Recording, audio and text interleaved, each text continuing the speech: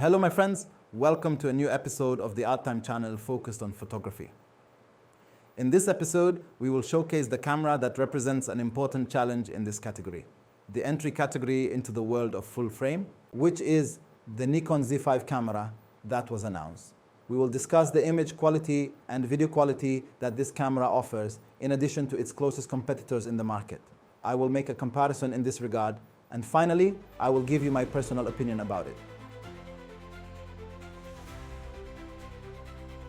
Where does this camera stand? Every company has a basic camera considered their cheapest model from the categories, meaning like the APS-C, which is the crop sensor, you will find a camera, and in the full frame, you will find a camera, meaning the beginning of entry into the world of full frame or the beginning of entry into the world of cameras in general for the APS-C. CC, which is the crop sensor. Nikon had the Z6 Mark II, and above it, the Z7 Mark III. But they tried to compete in the cheaper categories. So they produced the Z5, a good medium camera, but its sensor is considered old, the same sensor found in the famous D700 camera, and 50, which is the DSLR camera. Its technology is completely different and has become outdated. The dynamic range and its difference in the Z5, noting that its price is cheap, meaning approximately $1,000. It did not compete effectively, especially with the issues Nikon faced with the autofocus, which affected the Z6, Z7, and others. Nikon decided to change this entirely. They discontinued any old camera, almost always. This timing started after the production of the Z9 and the Z8. Of course, Nikon lost money on this matter, but it was able to regain its market. Then they produced the Z6 Mark III, which I think is a different category, and I will tell you why now. It's a nice thing they did, almost like the old Z6 Mark II. Almost old. It took the same sensor, developed its features, and released it as the Z5 Mark II. So in reality, this 5 Mark II has no relation to the old 5. It is actually a 6 Mark II with stronger developments. And this is something I see very clearly in this camera. But let's get into the specifications and see the competitors. And I will give you my opinion on it. First, the specifications. It still has a full frame sensor, B Eskimo sensor, 24.3 megapixels. This sensor is well known, present in the Z6 Mark II, the Nikon ZF, and the A7. The 3. Imagine the 3, it is the same processor, it is the same as in the Z. It is a good thing. It has full 1 second pre-recording. True, it is not recording RAW, but I also see it as one of the important features that helps in sports photography. I don't think it will be useful for wildlife photography, but it is important to have in a camera. I will show you the price at the end.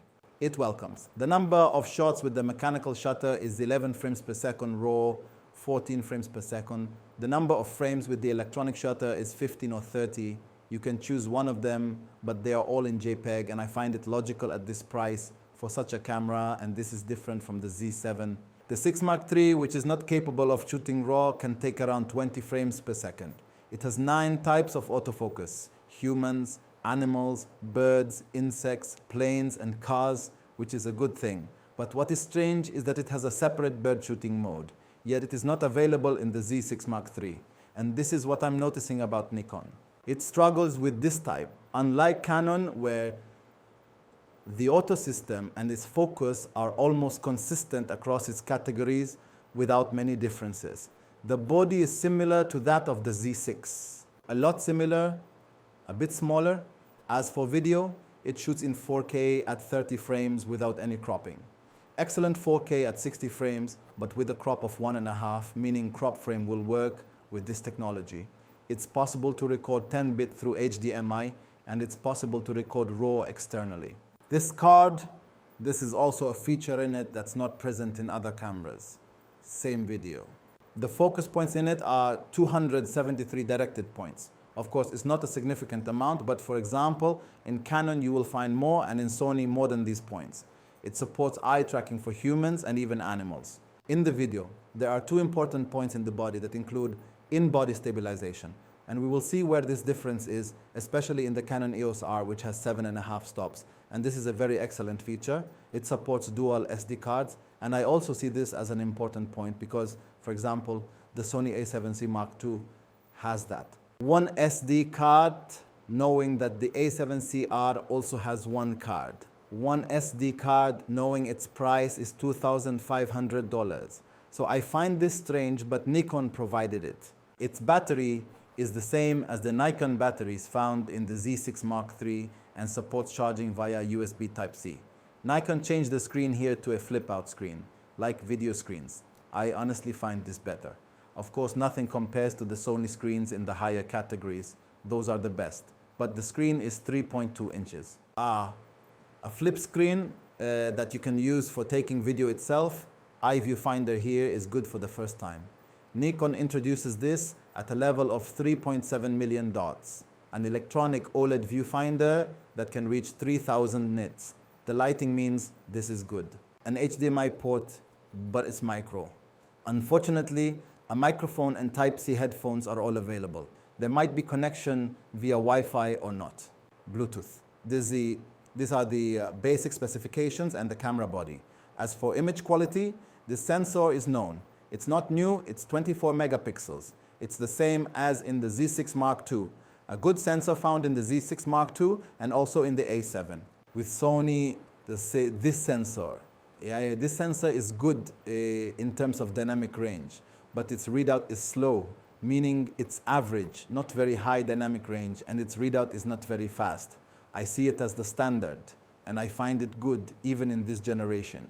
The 24 megapixel camera, it means it's now the standard for regular cameras. Personally, I prefer cameras to be higher, but compared to competing cameras, they all provide you with this resolution. With this, the price of cameras, even at the higher price. The announced price for this camera, my friends, is $1,700. Of course, it's possible for it to become cheaper in some markets. Now we come to this price, what are the competing cameras? I'll give you my opinion and what I would choose among the competitors. So I will compare the Z5 Mark II with the competing camera and provide you with the specification differences. Personally, I will choose from them to give you my overall personal opinion at the end of the episode. The first comparison I'll start with, my friends, is the RA. This is the closest camera to the Z5 Mark II. The RA is also the cheapest camera from Canon. Full frame, we're talking about it. So, in the full frame category, my friends, if you notice, there are 24 megapixel, so it's clear. I think I'll tell you this. Second, 24 megapixels. The ISO is similar. Look, the Nikon Z mount, Canon RF mount. So we don't have any issues. The flip screen on the Nikon is the best and the largest. The electronic viewfinder is very important. The photographer will spend most of the time with the viewfinder. The best is the one in the Z5 Mark. But with the Nikon, the number of mechanical frames per second is 6 frames, but it is 12 frames. The Nikon 11 frames raw. Let's see, hopefully the comparison. But the electronic R8 reaches 40 frames per second. Correct, but it gives you capability. The 4K is almost the same. The R8 can shoot 180 frames per second because its sensor reads faster. Only 120 frames per second in full HD for the Z5 Mark II. The other specifications are similar. I will give you the basics. The main differences, I believe, are similar in terms of the sensor and some specification. Then I will answer you about the price. Two basic differences, my friends. The main difference is that the R8 has a USB port and only one SD card slot, and it doesn't have any other slots at all. What is this IBS, which is the image stabilization?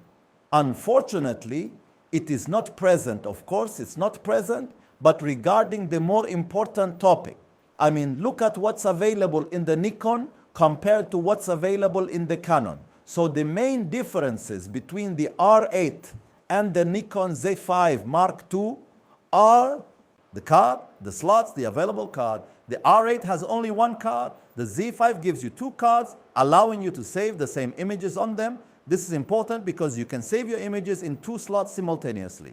Number two, which I believe is more important, is this. The stabilizer, vibration suppressor. The R8 does not include a vibration suppressor, and that's why the R8 is cheaper.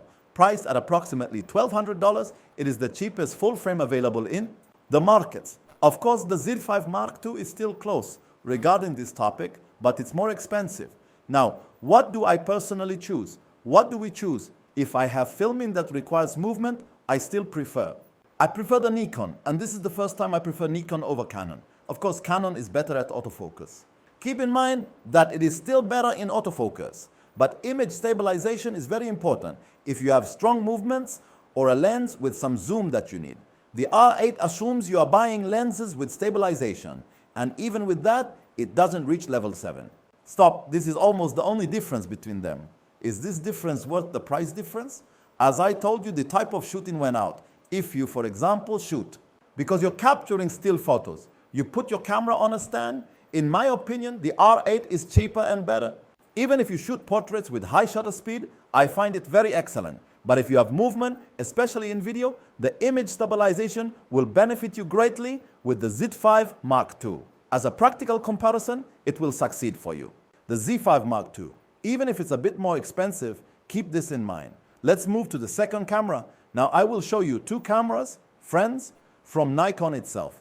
Unfortunately, Nikon has started to compete with itself. Now these two cameras on the right, the Z5 Mark II, which is supposed to be the budget one, meaning this should be the cheap camera, and on the left, the Z6. 6 Mark II.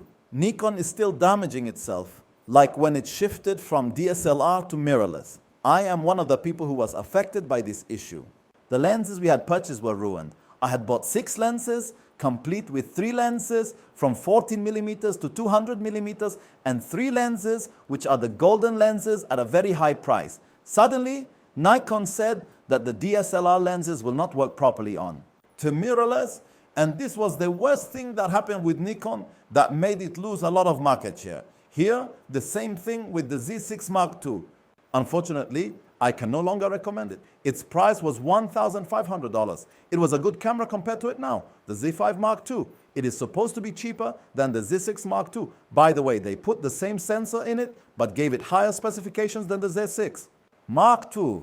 In reality, this is the Z6 Mark III. The Z5 Mark II. In reality, it is the Z6 Mark II. The same sensor with advanced high specifications, and the Z6 Mark III that they produced is in a different category because this is a category with a half-stack sensor, in my opinion, very different. In dynamic range, performance, and specialization, Nikon was forced, in my opinion, to do this. Let's look at some main differences, my friends, and they weren't forced to. Second, approximately 25, meaning 24.5 megapixels. Look, almost the same performance in ISO. Both of them, yes, same screen, but in the Z5 Mark II, they made it fully flippable, while in the Z6 Mark II, it only flips up and down, which I see as better. 14 frames, at 14 mechanical frames, 4K, similar weight, nearly similar. This, a bit better battery. We have a top LCD screen at the top of the Z6 Mark II, which is more aesthetic. But in terms of specifications, for example, the video in the new camera is unlimited, while it's limited in the Z6 Mark II. The processor is longer, the X-Speed 7, the autofocus is longer, and so on. I mean, look at the focus, my friends. The sensitivity in the Z6 Mark II and 5 Mark II. -10. I mean, in the dark you can focus, while with the old camera, you can't focus. And for insects, you have focus. In general, the focus is advanced. So actually, now I advise if someone asks for my advice on which is better, which camera is better for them. In reality, it is better for him if he has the financial ability. The Z5, the market, the Z5, which is supposed to be the cheapest, and the camera that is really very good.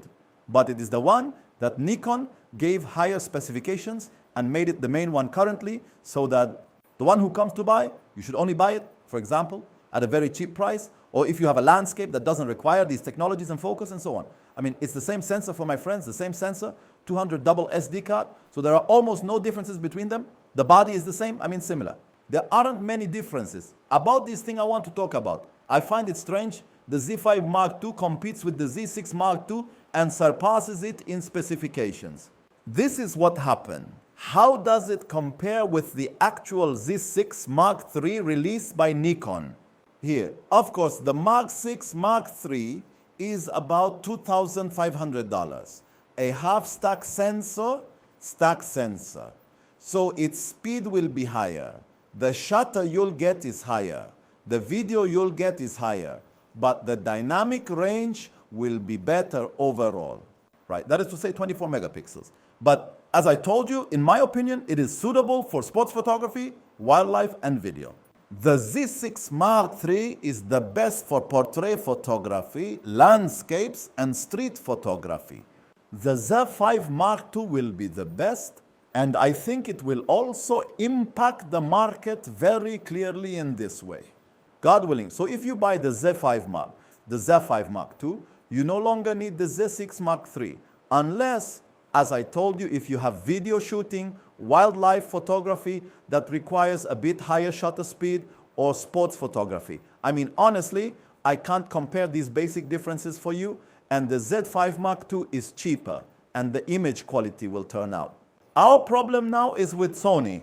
Unfortunately, this is the first time we don't have a camera to compare with the Z5. Written, Sony currently does not have a real camera. So we have two cameras that we will compare with. I mean, with something like this SR at $50,500 approximately. The A7 Mark III, which is old from 2018, is indeed the same sensor, but in other technologies, unfortunately, Sony is behind in this aspect. The viewfinder in terms of the screen and shutter speed. Is there similarity in image quality? Yes.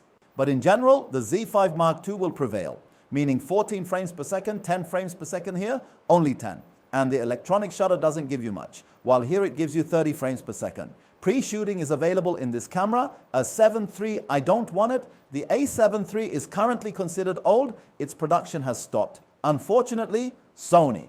It did not offer us anything cheap in full frame. So here, Sony will definitely lose. The Z5 Mark II is better. And specifically, Nikon opened its lenses, which are Tamron. I mean, currently, Tamron lenses are available for Nikon. Especially, for example, the 35 to 150 lens is one of the best lenses in the world. It opened too. Currently available for Nikon for the first time. Hands-free after imagining the second camera, which is the A7 IV, the worst camera Sony has unfortunately produced. It did not significantly improve from the A7 III. And it is priced highly, of course, around $2,500. The difference is the sensor, which is 33 megapixels. Honestly, I would say the rest of the features are very similar, except for this. I mean, the mechanism that is there, which is the shutter that closes, so no dust gets on the sensor. Well, dust on the sensor, in any case, I don't have an issue, but still, dust on the sensor. The sensor is full HDMI.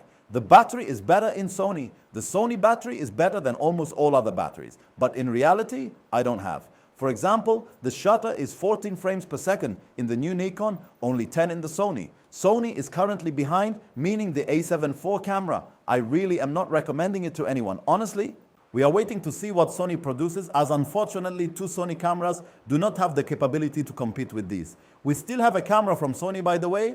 It's complicated. I mean, the one that is closest in price, which is the A6700. A crop camera, it's priced at this same price. So I filmed too, and unfortunately, I'm saying this. Those with a budget who enter the world of photography will start with Canon. First, they will also start with Canon. Then, this new camera from Nikon will be almost the leading camera in this category, and this is clearly because the competitors. Unfortunately, Sony has no competition for them. And with Canon, it's only the R series. So I think Nikon figured out how to enter the market. In summary, my friends, Nikon with the Z5 Mark II offers noticeable improvements compared to its predecessor, maintaining high image quality. Strong video performance makes these features an attractive option for photographers looking for a new full-frame camera with advanced features and a reasonable price. However, the user should be mindful of some limitations. This camera still has rolling shutter at 4K 60 frames per second with a crop. It should be in. Sometimes personally, I see that this camera is the best option for amateur photographers or those who want to transition to full-frame cameras. And interestingly, Nikon has almost cancelled all its previous cameras with this one. So for example, I cannot currently recommend the Z6 Mark II with this camera, even against the 6 Mark III. Frankly, if you don't need high shutter speed, this camera will be for you. Better. The important thing, my friends, is the benefit to the photography community. This camera contributes to the community's benefit, reducing the price and producing a camera with specifications. Good. I hope this review has given you a comprehensive look at this camera, the Z5 Mark II, and its position among competitors. Don't forget to subscribe to the channel and activate the notification bell, or at least give me a like and follow me for the latest reviews and tips in the world of photography. Thank you very much, and we will meet, God willing, in the next video. Take care.